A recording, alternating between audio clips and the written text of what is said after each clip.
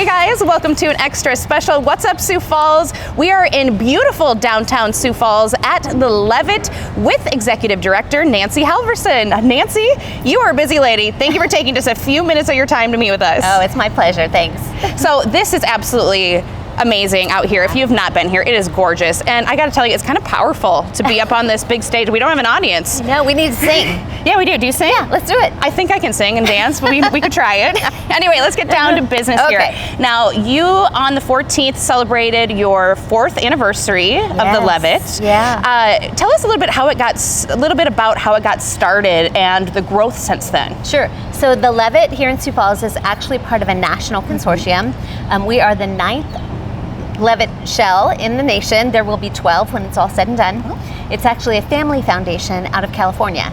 And what they do is look for cities where they have a space like this, underused location, where if they invested in it, bring the music, that will create a welcoming place for the whole community. And it is perfect for the whole community. I mean, this has become a staple of our community and of downtown Sioux Falls. And Sioux Falls, is just, especially downtown, is just growing so much. And it's just kind of right in the middle of what's going on here. So what a great venue. Now, talk to me about, you opened in 2019, Right. Right? And how many bands or groups did you have in the beginning? Yeah, so that first year we had 30 concerts, and when I say concert, we always have an opener at the beginning of the evening, and that's usually a local musician, and then a headliner. So the headliner could be anybody from a local person to an international group.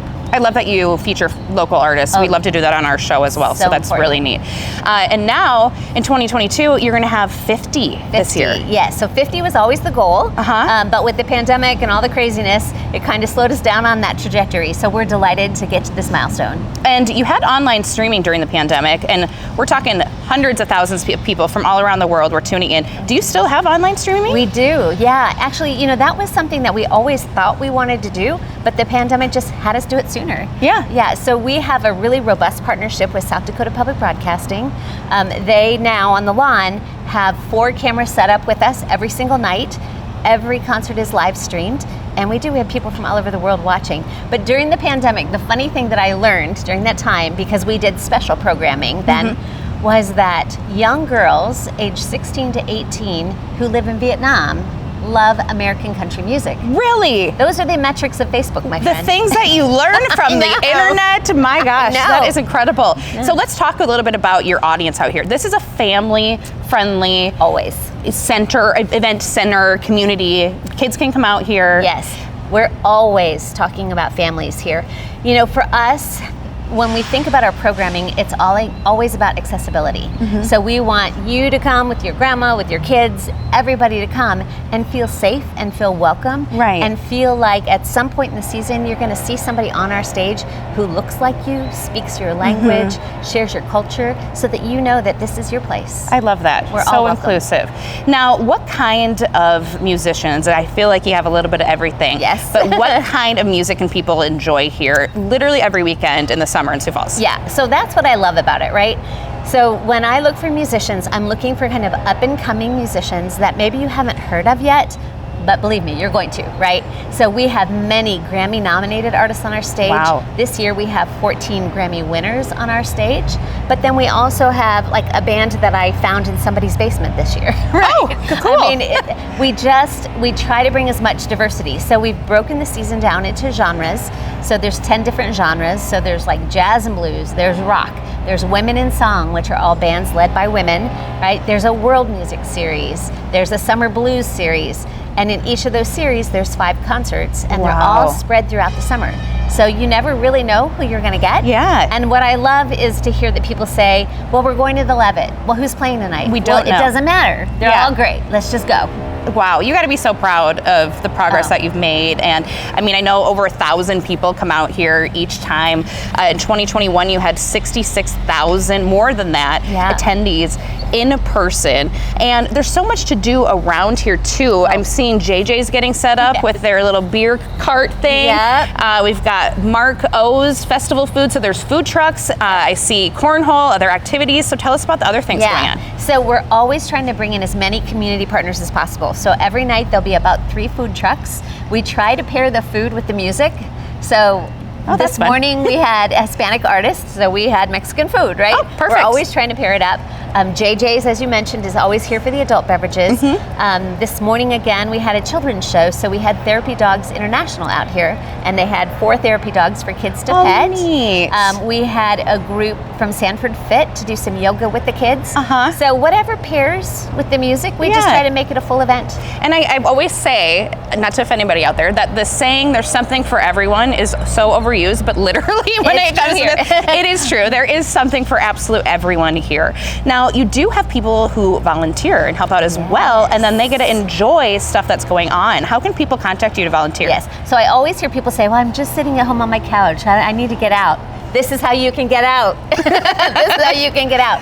Yeah, so if you go to our website and it asks if you want to volunteer, you just put in your name and number, we'll get back with you, and you tell us what you want to do, and we'll have you come out. All right, great. And on your website, you do have the schedule as well of books that are coming out.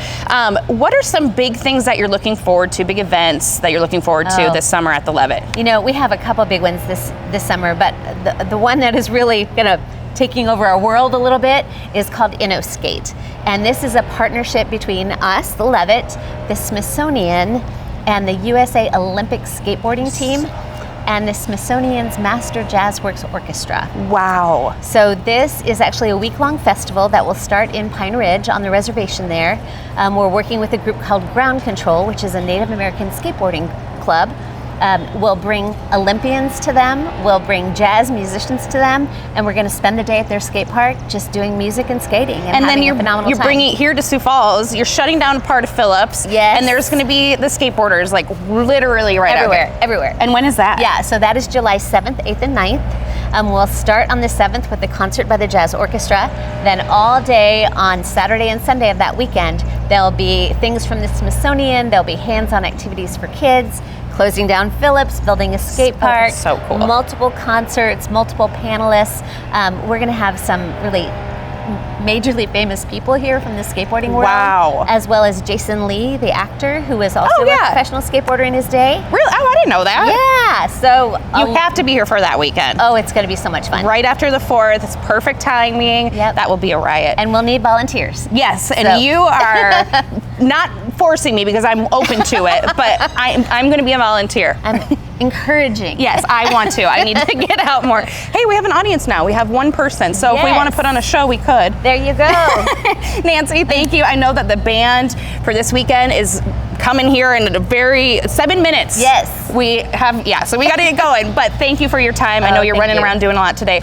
We appreciate it. My pleasure. Again, come down to the Levitt at the Falls this summer. If you haven't been here, it is just such an awesome venue for families, great date night or girls' night out as well. So again, something for everyone.